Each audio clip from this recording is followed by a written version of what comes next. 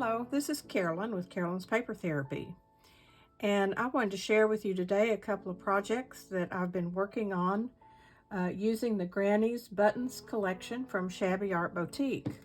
This digital kit just contains so many great papers and ephemera with the button theme and sewing theme and beautiful roses and ribbons. I just had to have it to put together some things because I am a button collector, and I have boxes of buttons and jars of buttons and buttons everywhere. So I thought I would use some of these I have bought 25 years ago with the intention of using these buttons on crafts, and I have used a little bit out of it, but you know, you can never use them all. So I have all these containers with buttons that just make me happy to look at them. But I thought rather than just have a wooden box sitting around with buttons in it, that I would decorate the box, because the box hardly ever gets opened, and this would make it something beautiful to sit in my craft room or in my guest bedroom that has my granny's antique spool bed and antique dresser in it. I also have a big beautiful trunk in there with my mother's supplies for her Victorian ornaments, and so it's a beautiful bedroom in which I can display this button box. So I'll share that with you first, and then I have another project that I've shared a picture, but I will just show you how I put it together. This button box, and I hope you can see it, is just a wooden box, and it has a clasp on it that opens up, and the buttons are inside. And I had this antique lace, and I had just enough of it to put around the edge of this box. So it is glued just at the top, and anytime I glued something that I thought might be difficult to keep it on there, I used this 3-in-1 glue from Bobbin. And this stuff is pretty powerful glue. It even removed my fingernail polish from my fingernails when I got some glue on there, so it's gonna stick. So and it dries quickly, so it makes it easy when you're doing something like this. So what I did was glue this lace all the way around the edge, around to the back, and then on the top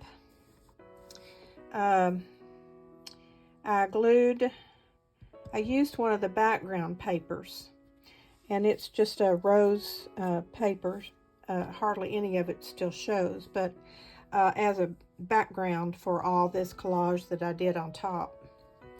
I used a glue stick for it, but I put the glue on the box and also on the back of the paper, and then glued it down. And I have no doubt that it will stay. As I was working on this, I thought I had a great idea that inside I would place a small journal that I would make out of these same papers. So what I did was take some pink ribbon and run it across here and all the way around to the inside of the box, if you can see this. And so it's underneath all that collage stuff, but it was on top of the paper that I had glued on the box. And I just tied this inside so that I have somewhere to slide a journal in. And we'll work on that another day. But these papers that come with the kit, that are a smaller size to make a nice small journal, will just slide right in here. I also took one of the background papers and just glued it into the top of the box.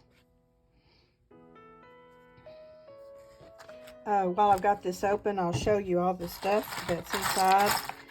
There's all sorts of buttons, and everything that's in here was in the box when I bought it. I have taken one of these cards of buttons and a little metal corner piece and a few of the buttons out of here to use on the top of the box. Now when I go to close this, my long lace kind of gets hung up in here, so I have to fiddle with it a little bit, but it's not something that's going to be opened and closed all that often, so I did not worry about it. So when I close it, I just kind of get this lace all back in place.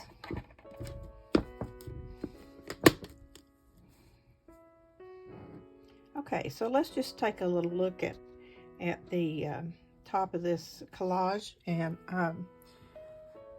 there's really no rhyme or reason to doing something like this, but what I did last night before I kind of lost my creativeness there late in the evening, and I just kind of left it, and then when I came back this morning, I was able to pull out some lace doilies and some coffee dyed muslin and different things that I used in between all the stuff that I had laid on top. So what I used from the kit was this button paper, and I took some of the buttons from the kit that I had cut out, and I actually sewed them onto this button card. And this corner piece here was in the button box. And this metal piece, I used the 3-in-1 glue also. Everything else that just glued on like normal paper products and the doilies, I used my Barely Art glue. And I need to put my topper in here so my glue doesn't dry up. Hold on just a minute. Here we go.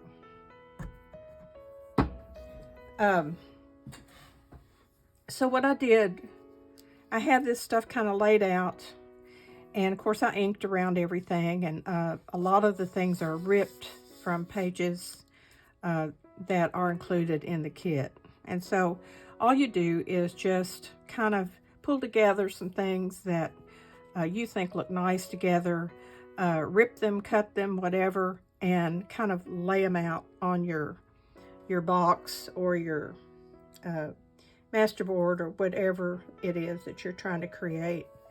And then start looking at accessorizing with some lace doilies and different things like that. So I'm going to kind of start in this corner and work my way across.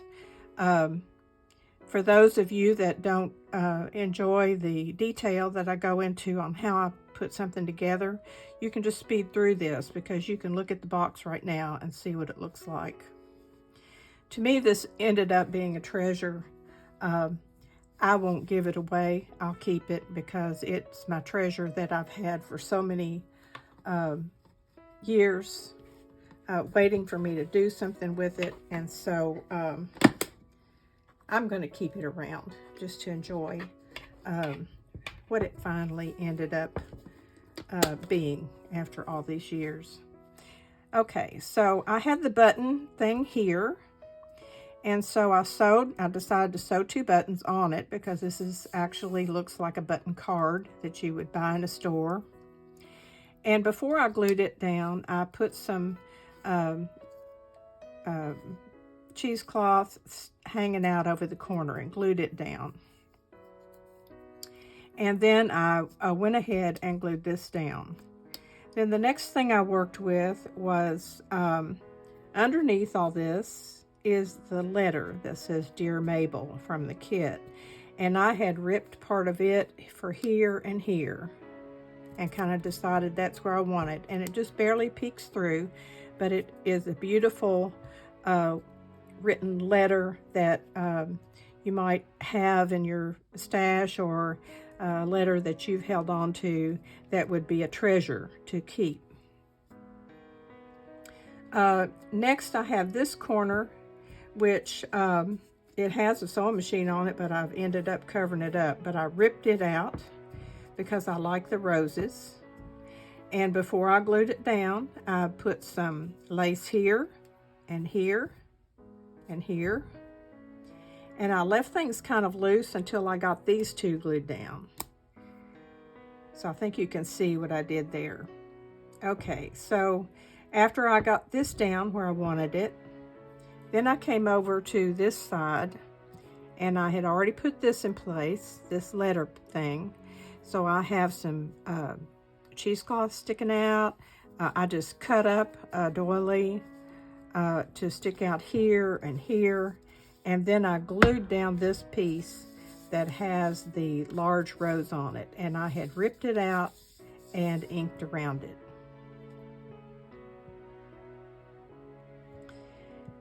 Then I placed my buttons, put a piece of lace on here first, and then I glued down my button card that was in the button box.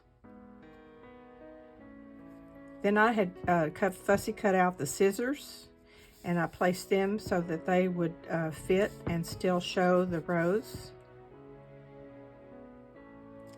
And then I cut a round doily, cut a piece of it to fill in this blank spot here, and then I had already wrapped some ribbon around this ribbon holder, and I glued it down. And I wrote the word ribbon on there. I like the way that I've added a touch of blue on here so that it's not all pink.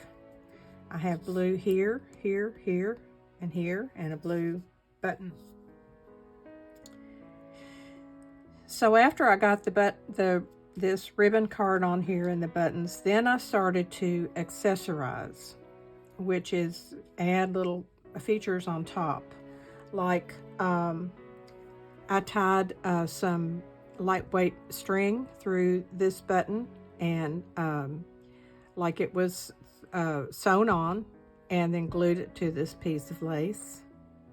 Here on this corner, this tiny little crocheted piece was in this button box.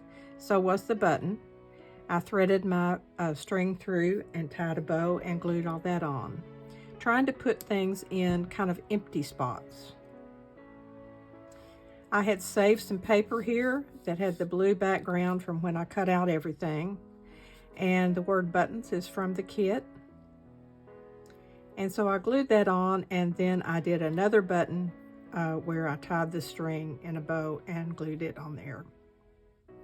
There were some pearls that I had. They're just from an old string of pearls, and I just had it in a box of stuff that I had, probably something my mother gave me. And I used that 3-in-1 glue and kind of made a trail around where I wanted it and stuck that on.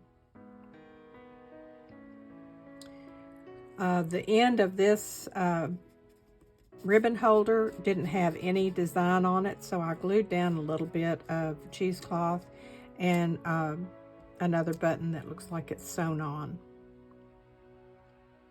I accessorized the scissors with the pink ribbon that is hand-dyed seam binding. And then I did the same thing on the front with the little ribbon on the front. I think I've covered everything. So that's my box. And basically, it's just a collage. I didn't want it to just be flat. So I put in my little ribbons and things that kind of raised it up and kept accessorizing until I was happy with it.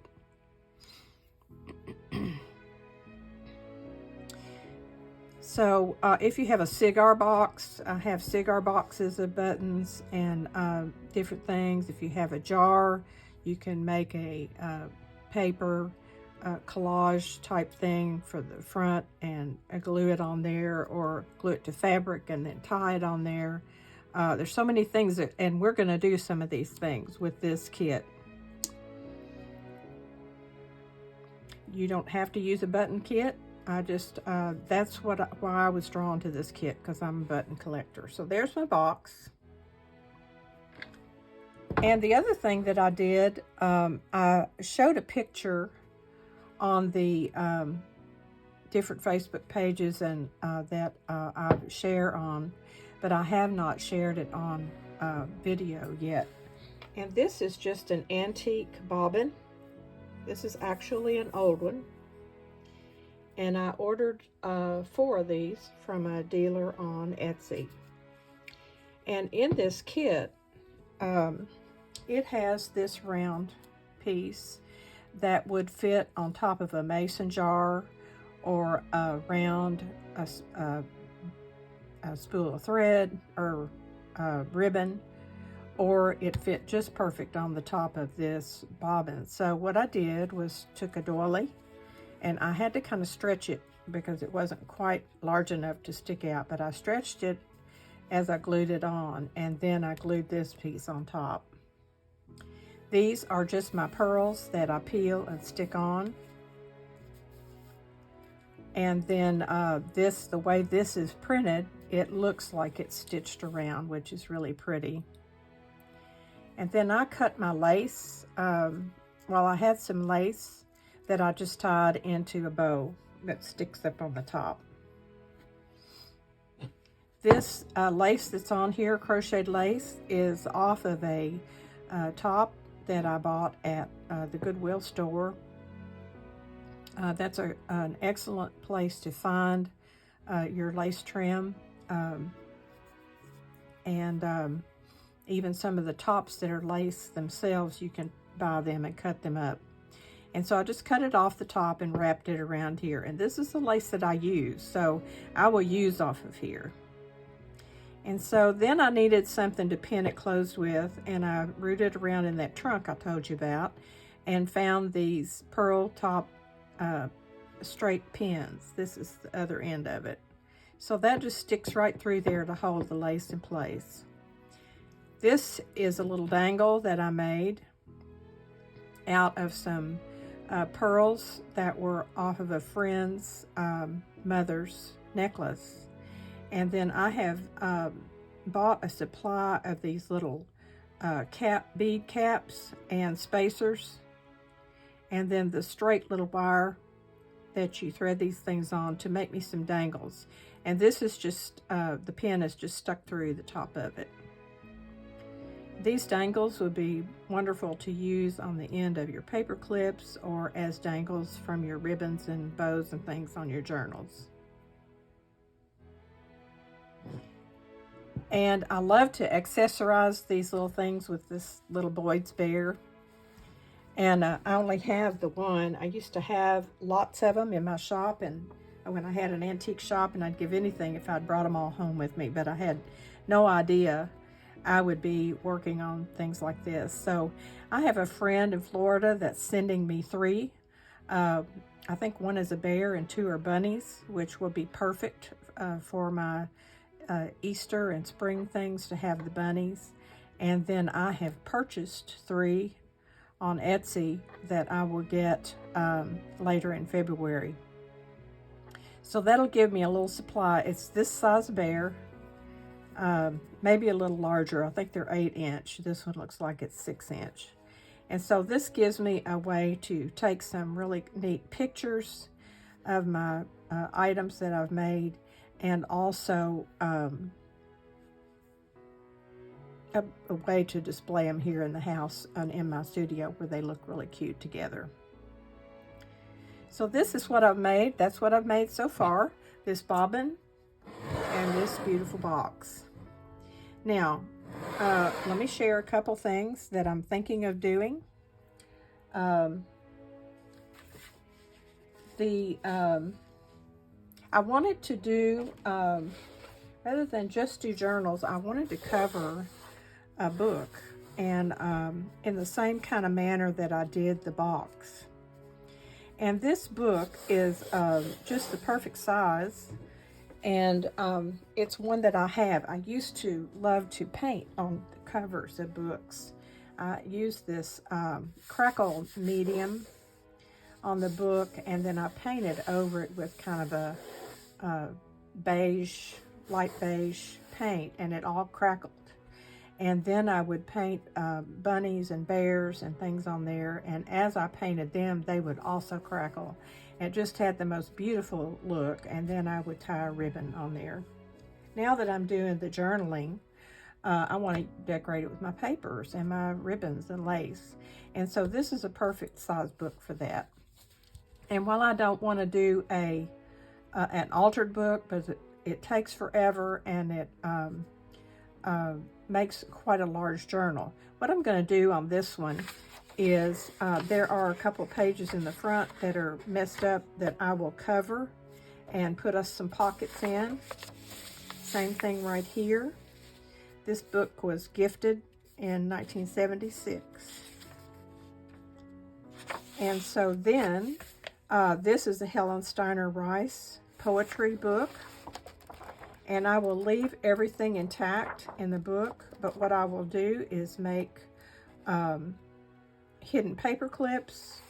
I will use envelope flip outs that will have something inside, things like that. And then in the back here again, I will make a place for some pockets to include some of our button ephemera. So that's one thing I planned. Another thing I did was, this is really cool. I was looking for some smaller spools and I couldn't find them. So in my basement where I used to have all my wood crafts, I ran across these round wooden pieces. I don't even remember what I was making with these, but anyway, I probably have 50 of them. And I'd been saving my toilet paper rolls because I was going to mash them flat and make pockets out of them. I've done that before. But I thought I could make a spool out of that. So what I did was take that 3-in-1 glue and glued this paper roll on there, and it's not going anywhere. So what I plan to do on this is actually decorate the top. I'm going to paint it white or blue or pink, one of the colors that we're using. And then I will decorate the top. And then this will be, I'll have a long piece of fabric of some kind that I will wrap on this. And on the inside of that, where you can unroll it, I will have some of our paper ephemera and lace and different things like that on the inside of this, where it'll be almost like a journal that will unroll. Then on the end, I will attach some lace that will wrap around all that and then tie close. So that'll be a fun project to watch. So I hope you'll stay tuned to my channel and keep up with what's coming next. I'm having a ball with this kit. You can use any one of her kits or any papers that you have to do these same kinds of projects I'm doing.